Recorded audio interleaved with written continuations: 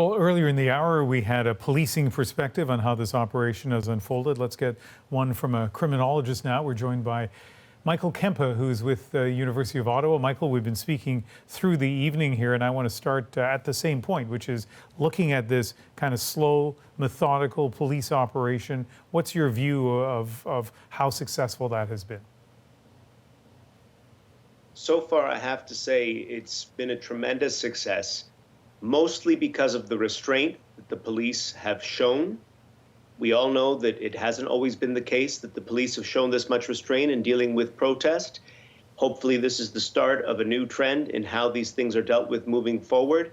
And if we can show that the hardest edge of the state can behave with so much restraint, it gives me great confidence that as we go forward through this process, into the courts, into the inquiry that will be coming to look into all of the problems that led to the mobilization of the Emergencies Act, things will go well. This is the most difficult stage, I'm convinced. We don't often hear people talk about how they look forward to how the courts are going to deal with this. What is it about that process that you're looking for?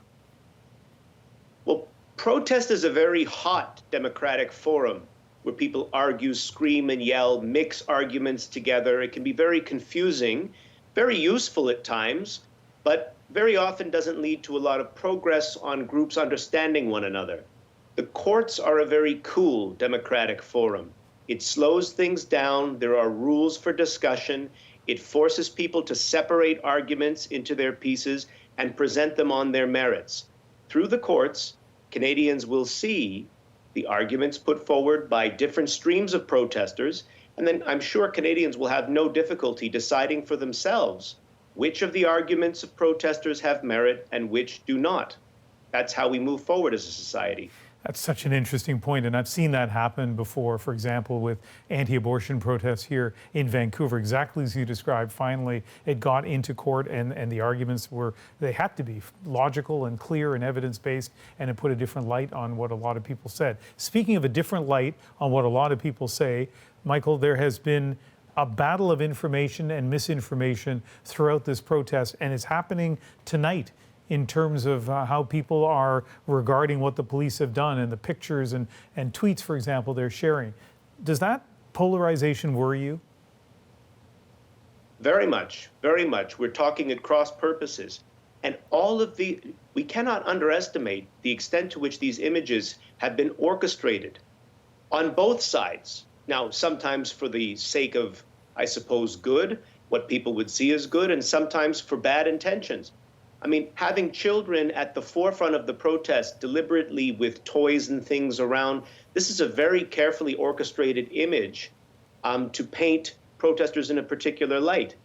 The state behaving with restraint, it's necessary in a democracy, but it's also symbolically important. It is an image that we are deliberately trying to create, but it can't just be an image, it must also be the reality. We have about 30 seconds. Michael, let me ask you a question that I know none of us knows the answer of for sure, but how much longer do you think this is going to take, this attempt by police to dismantle the protest? I would agree with all the assessments that have been coming in. We're looking at 2 or 3 days. But then I would tell Canadians, please be patient, because the work that's going to follow in the courts with the inquiry and with rebuilding our institutions will likely take another 2 to 3 years. Your analysis has been clear and interesting, and you've been a good sport staying with us through the night here live on CBC News Network. Thanks for talking with us. I appreciate it very much.